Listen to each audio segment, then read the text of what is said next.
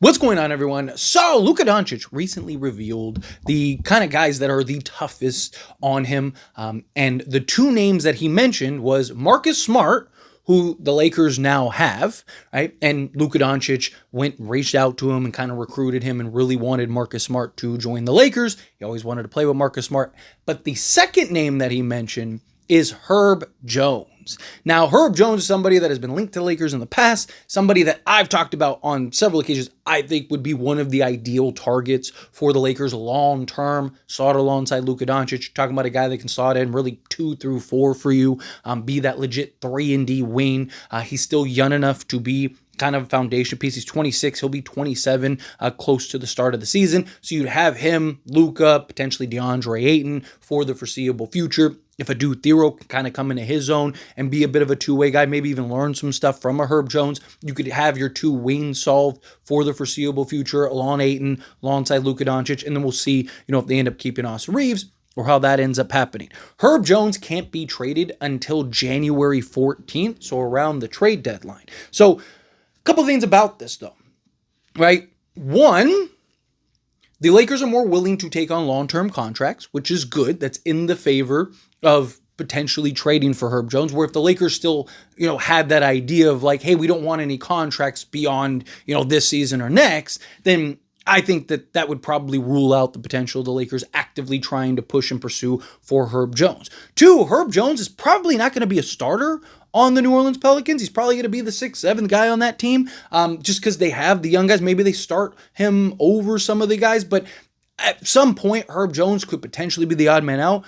3, I would rather, if I had to give up the package for a Andrew Wiggins, I'd rather give up the same package and, maybe throw in an extra pick swap or something and go get Herb Jones, right? I'd rather try to, if I had to give up a first, if I had to give up Dalton Knecht, Rui Hachimura, and whatever else in order to make that happen, I would rather do it for a guy like Herb Jones than an Andrew Wiggins. I'd still love Andrew Wiggins. If you could find a way to get, you'd have to trade Austin Reeves, which personally, if you could get Andrew Wiggins and Herb Jones, I would trade Austin Reeves. Because you got to remember, if they're willing to trade Austin Reeves, they'd have like $60+ million in expiring contracts. So if the Lakers could do something, maybe a 3-team trade, because I don't know if the Pelicans would want Austin Reeves. Also, I don't know if Austin Reeves would want to stay with the Pelicans, but maybe you could find a team that wants Austin, that Austin wants to go to, work out some 3-team trade to where you get Herb Jones and then do the trade for, Andrew Wiggins, kind of, end up landing both, because I think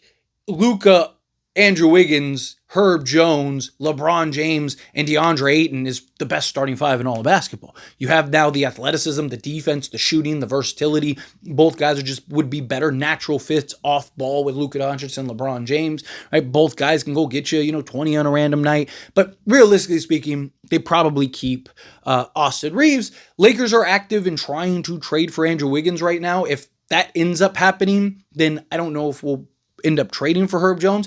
But if the Lakers, if the asking price for Andrew Wiggins doesn't come down and things kind of stay the way that they are, and the Lakers kind of move into the season and you start getting closer to the trade deadline, you get into January, right? And now Herb Jones is available, and say the Pelicans are shopping him or something, because that's the other thing too. The Pelicans have to be willing to trade him and shop him. They were looking and interested in trading him, the past season and a half. So maybe, now that you have him under a long-term contract, that incentivizes teams more, right? So maybe you get some more, right? Or kind of, if you're the Pelicans, kind of go into the season, wait, evaluate, kind of see how things are playing out, seeing how things are kind of, taking its course, and then kind of make that decision. Like if some of these young guys kind of rise to the top, it's like, hey, let's get off of Herb Jones because you have Trey Murphy. Probably not trading Trey Murphy. And plus Luka Doncic.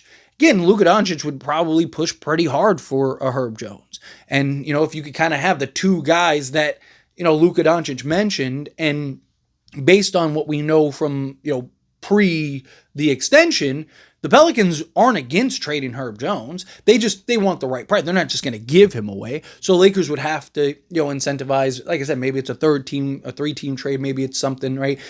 Also, I'm not going to lie, I'd rather pay Herb Jones. What is it? He's making like $25 million a year, something like that. I'd rather give him that than pay Austin Reeves, $35-40 million a year.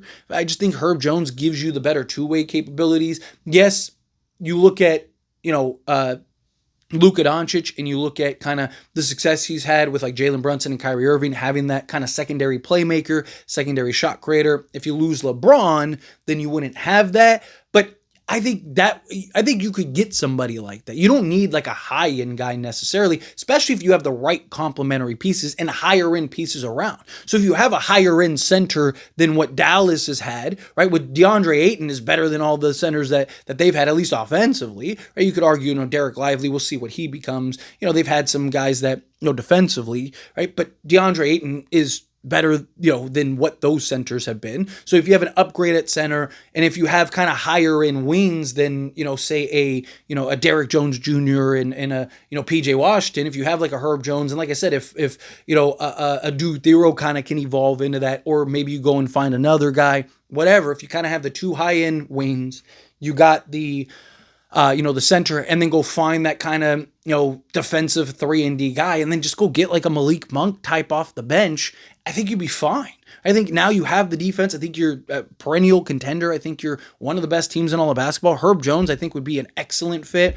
There are a couple concerns, though, with Herb Jones, if we're being honest. Primarily, he's got to be able to stay healthy on the basketball court. But in his defense, like everybody on the Pelicans was like decimated with injuries last season in particular. So Herb Jones, his injury last season, I don't think can be super. I don't think you can hold it too much against him. I think you need to kind of wait and see, because you look at the previous years, he played 76 games, 66 games, and then 78 games, right? So, but last year he played 20.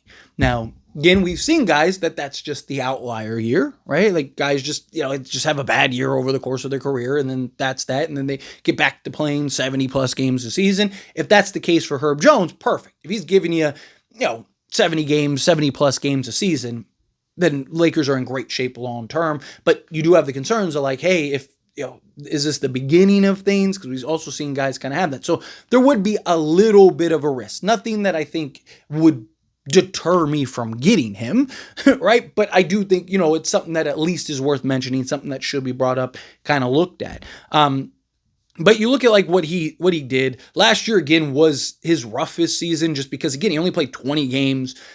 And so we'll get into last year, and then I want to talk about the previous year, because I think that's a better sample size. But played 20 games started, 32.4 minutes per game, 8.6 field goal attempts per game, shot 43.6% from the floor, from three-point range on 3.6 attempts. He shot 31%, which isn't great by any stretch of the imagination, but he is a career 36.6, so basically 37% career three-point shooter on 3 attempts. Two-point range, he shot 53%, which again was the lowest of his career on 5 attempts. Free throw shooting was 82.5%, so he's always been a good free throw shooter. He is a career 82.5% guy, 2 attempts. He grabbed 4 rebounds, 3.3 assists, 2 steals, half a block, and 10.3 points per game. But if you look at the previous year with the Pelicans, 76 games played, 76 games started, 31 minutes per game, so 1 minute shy, or a minute and a half shy.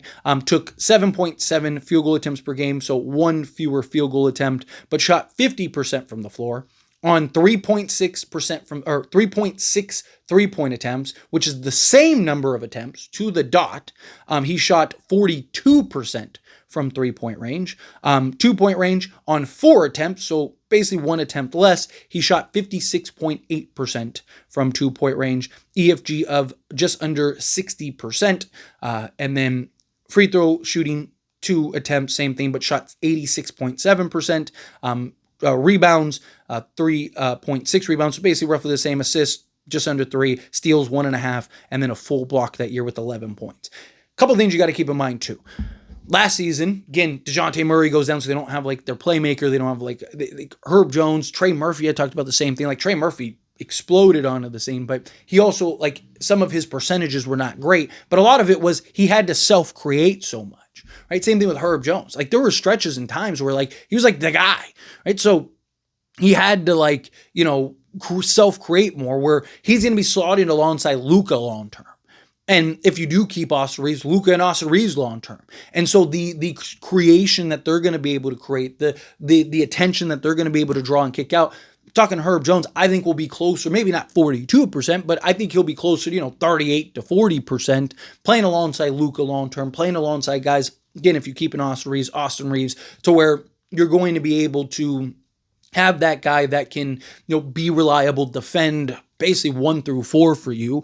He's one of the more versatile defenders in basketball. A guy that can, really, again, be a foundation piece. And now you start really carving out your roster long term. Now you got a Herb Jones, you got a Luka Doncic, you got a, DeAndre Ayton. If, like I mentioned, keep an Austin Reeves, go get that other wing defender, that 3-and-D guy.